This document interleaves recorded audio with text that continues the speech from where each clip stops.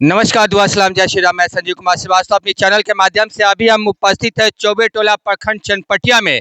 और जैसा कि आप देख सकते हैं हमारे समक्ष जो लोग दिखाई दे रहा है, साथ के साथ समीक्षा शर्मा जी हमारे साथ है। तो चलिए हम इनसे जानना चाहते हैं, कुछ सवाल है हमारे जो हम इनसे पूछते हैं। तो सबसे पहले आपका स्वागत है हमारे चैनल पे। तो मैडम, अभी आप दौरे पे कहाँ कहाँ निकली आज के तारीख में? तो आज हम लोग हैं यहाँ पे जैतिया पंचायत हुआ चौबे टोला ये है वन ऑफ द बूथ यहाँ पे लखौरा। और यहीं पे आज हम लोग आए हैं और ये पीछे आप देख रहे हैं कि जो हम लोग बात करते हैं अपने नौजवान और यूथ की, यही हालत है हमारे यूथ की। और इस चीज़ को मैं चाहूँगी कि आप अपने तरीके से दिखाइए। जैसा कि अभी कुछ दिन पहले मैं यहाँ चनपटिया में जो भी यहाँ पे गांव है, जो नज़दीकी गांव है, उनमें मैंने जहाँ तक पता किया था, तो इस बार का जो विधानसभा चुनाव होने वाला है और सबके जुबान पे सिर्फ एक ही नाम था, जो आपका नाम था। तो इसके लिए आपको बहुत बहुत पहले से ही बधाई हो कि अगर आप चुन के यहाँ पे आती हैं एज ए विधायक, तो अपने इस प्रखंड के लिए, इस जगह के लिए क्या कुछ आपने प्लानिंग करा है? देखिए, प्लानिंग जो किया है वो अनलिमिटेड है एंड आई थिंक कि आपका जो लिमिटेड टाइम है उसमें मैं नहीं बोल पाऊँगी, बट मेरा यहाँ पे खड़ा होना और आपको यहाँ लेकर आना दिखा रहा है कि हाँ भाई, मैंने क्या प्लान किया है, इन लोगों के लिए क्या सोचा है। बोलना आसान रहता है कि किसान है, वृद्धा है, यूथ है, महिलाएँ हैं, लेकिन आप देखिए कि पिछले 20 साल में ठीक है काम होता है, लेकिन उस लेवल पे नहीं हुआ है कि हम लोग खड़े होके बोले कि नहीं विकास हुआ है। तो कमियाँ हर जगह है और एक महिला हूँ मैं, शिक्षित हूँ, हर तरह से आई थिंक कि संपन्न हूँ, तो मुझे एक मौका, आई होप कि मुझे वो मौका मिले। मैंने जैसे इन लोगों से बोला कि आप मुझे उस लायक बनाइए कि मैं आप लोगों की सेवा कर सकूँ। मैडम, आपका पहला सवाल है कि बिहार विधानसभा चुनाव 2020 में चनपटिया विधानसभा में आपके पिताजी चुनाव लड़े थे, लेकिन सफलता नहीं मिल पाने का क्या वजह रहा? देखिए, उस वक़्त उनकी तैयारी नहीं हुई थी, ठीक है? ज़रूरी नहीं है कि जो आदमी समाज सेवा किया है, बहुत साल से मेरे पिताजी लगे हुए थे।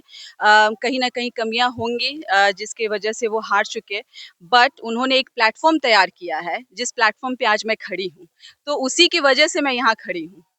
2020 में बिहार विधानसभा चुनाव के बाद आपके पिताजी का निधन हो गया, जिसके बाद उनके राजनीतिक विरासत को एक महिला होकर संभालने में लगी हैं, क्यों?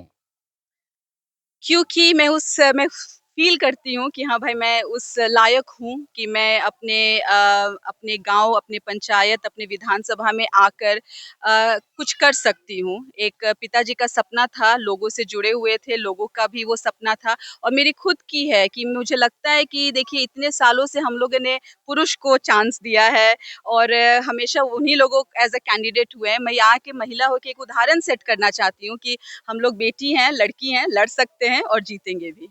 मैडम, तीसरा सवाल जो हमारा है कि पिताजी के जाने के बाद पिछले 4 सालों में लगातार आप क्षेत्र के जनता की सेवा में एक महिला होकर लगी हैं। क्या कभी सामाजिक या राजनीतिक रूप से कोई कठिनाई जिसके बाद ऐसा लगा हो कि राजनीतिक छोड़ देनी चाहिए?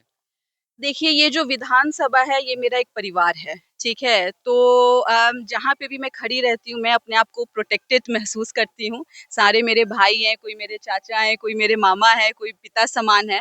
तो उस लिए मैं नहीं बोलूँगी, देखिए कोई भी आप काम करिएगा, आप ऑफ़िस भी जाइएगा, स्कूल भी जाइएगा, तो थोड़ा-बहुत होता है, ऊपर-नीचे वो समाज है।